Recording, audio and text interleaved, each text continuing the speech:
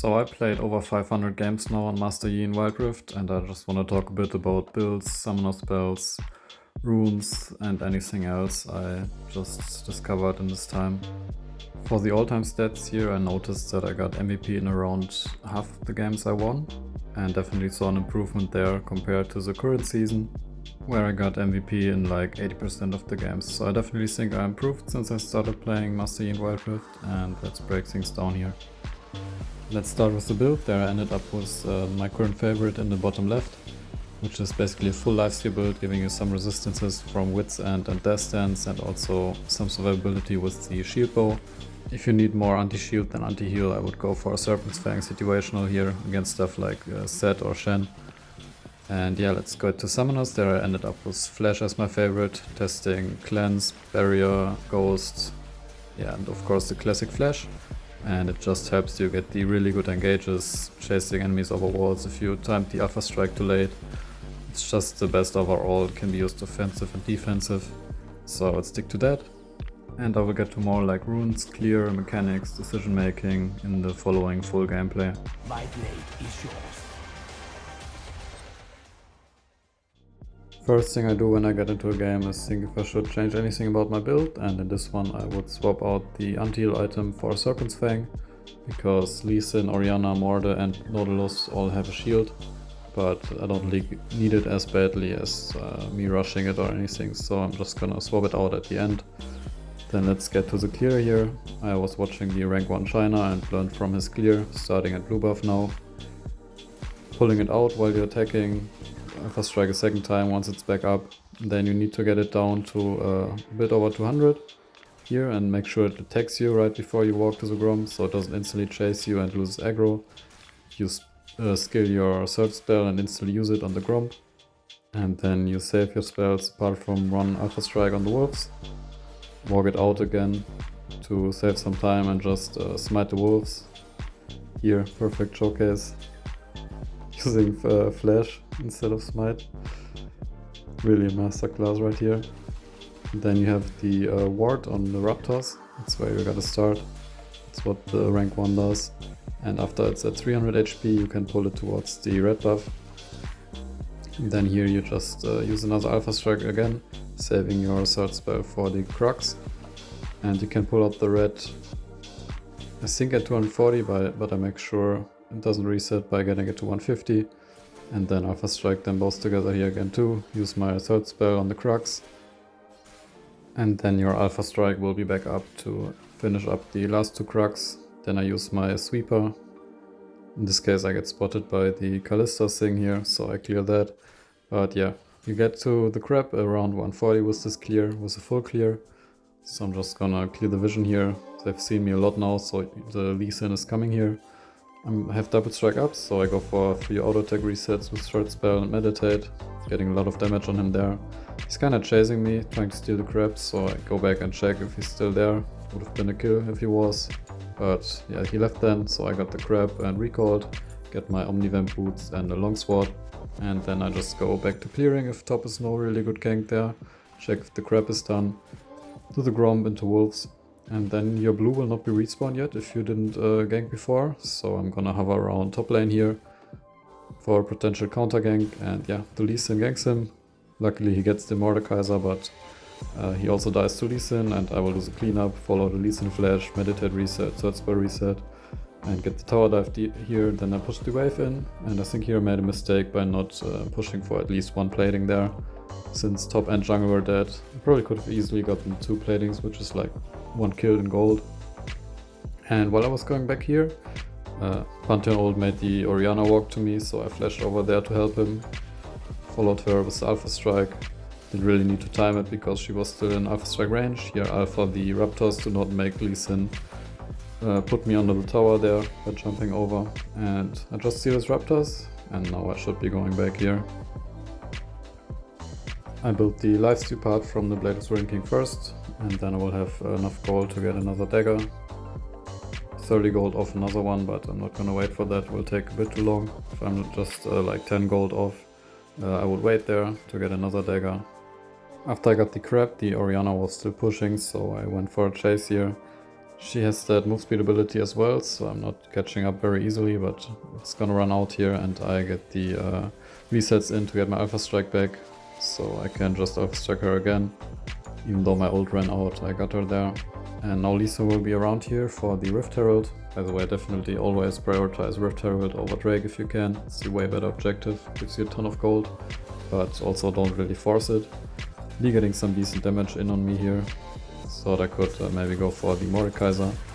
So I'm just gonna try to bait Lee to stay a bit longer here. And actually with the Pantheon Spear we even get a kill on him too. So really well played by my team there, and I can just go for the Herald for free. And after that I will also have my Blade Shrinking Orianna here, so I'm gonna pull it out a bit, making sure she can't steal it. Gonna go straight to mid lane to place the Herald now.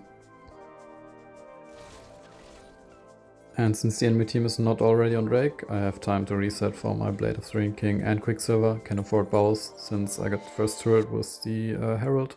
As I said, it gives you an insane gold amount if you place it on platings. Now I can just go for the Drake. We got a really good priority there on bot lane, so it's not contested. And my team keeps fighting here, so I'm gonna look if I can do anything more there. Use my ult to catch up, and there is the flash. As I said, gives you really good engages. Use my Quicksilver preemptively to not get stunned from the Nautilus. And yeah, Kalista kind of pulled him in there, which even made it easier for me.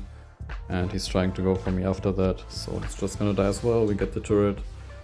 And after clearing the Gromp there from the enemies, I go back and build towards my shield bow, which is gonna give you a really nice early game. Like, doesn't really matter if enemy team is more AP or more AD damage, because you will just have that survivability from the shield and extra lifesteal.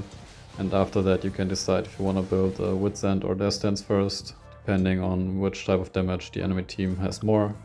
My ult is still running here, so I can go for the Mordekaiser as well. He's gonna ult me, but he's like insane 1v1, especially if you're good at resetting your auto attacks with Meditate and Third Spell. So we get him as well. Even got another reset on our ult there. Lee Sin is walking towards me here. And yeah, gonna Alpha Strike him, then instantly use Quicksilver. He tried to ult me, but Quicksilver basically denied him from kicking me. And then I'm just gonna clear my topside jungle and go for a reset. Again, pulling the blue and Grom together here. I think... Ah, never mind. I got do enough damage already to just clear it normally. But yeah, I have enough gold for my sheep bow now. And with this reset, I can also get another dagger. I will build towards my Wit's End here, because enemy team does have a decent amount of magic damage, and Wit's End will give you a fair amount more damage than getting Death Stance, but of course against heavy AD team, Death Stance will be better. I'm gonna go flash on the Orianna here, go for the Kalista next, use my Quicksilver to dodge the Nautilus ult, but he accidentally ulted the Lulu instead while I was on Alpha Strike. I'm gonna just keep chasing the Nautilus here. I have insane damage already, and yeah, with shield bow I even survived this dive here. Could have also meditated like the last turret shot if it would have been close. We can't end the game yet because they have the shield on the Nexus, so I'm just gonna recall here, build more towards my Wit's End. And I definitely wouldn't have survived the dive before there if I didn't use my Meditate and Third Spell correctly, using the resets on it. Which is pretty easy. You can just practice it in the solo practice tool on the dummies. Basically just gotta auto attack, press Meditate, instantly press attack again. And this way you will have the damage reduction, especially while you're diving. It's insane. Like, you get an auto attack reset and 90% damage reduction for 0.5 seconds. And if you time that with auto attack reset and tanking turret shots at the same time, you are just insanely fat and can do whatever we want, especially with Lulu supporting us. So I'm just gonna roll over them here. But yeah, what I was gonna say is the perfect timing for Meditate is when you are basically diving and you use it as an auto attack reset while the turret shot is hitting you. Then you will take basically no damage from the turret shot and also attack faster. And since you get a reset on all your spells when you get a kill, you can do that a lot while diving. That's why he's the most insane dive champion in the game. Here we know Lee's in the bush up there, we saw it before on the minimap, so I flash over there. Make sure he can't steal the Baron. He goes for the Baron, because he has to now, but yeah, it's not low enough. So we just kill him first, and then Baron will be safe for us. That's always what I would recommend instead of coin flipping the smite, especially on Yi, because you don't really have like an insane burst spell to secure objectives. You really wanna make sure you get a good fight before objective so that they can't steal it. And you saw there I smited it to 2 HP, so that's why I don't coin flip, because I suck at smiting. Here we go for the Callista. Still have my Quicksilver. I used it in case the Immortal tries to ult me. I think it even prevents that one. But yeah, he didn't even try to. So we just get a few more kills there. I clear more of their jungle. And then let's see what we can do after that. I think Lulu is coming mid with me. And Orianna's defending the solo lane. So we can just go quickly in here. Use third spell reset. And get the true damage on a turret. It will deal like 25% of your true damage value to structures. So it's really good to use third spell on the turrets as well. If you don't need it for a fight. I'm back here to get my death stance now. I think it's more important to get more survivability than like the anti-shield item here, even though I'm really fat. It's just always good to get even more tanky. And also death stance will also give me some more damage as well. And I need some armor for all the turret diving I'm doing here. Gonna Alpha Strike the Immortal before I could even ult me. Go for the Orianna next, she's in range for Alpha Strike. Go back to the Nautilus. And here I use Quicksilver so the Lee Sin can't kick me. And that's really what makes the biggest difference on good B players. The resets on third spell and meditate, and like even more important maybe, or just as important, is good Quicksilver timing. So basically you have to use it before they CC you, not even like to remove it. You have to anticipate stuff like a Lee ult and use Quicksilver to prevent it kicking you away. And this way you will be on a whole nother level mechanically on Master Yi. That's it for this video. I will leave you with the game stats here, and I'll see you in the next one. Mother always said, subscribe to Pecyo, and if that's done, click the bell so you don't miss any videos.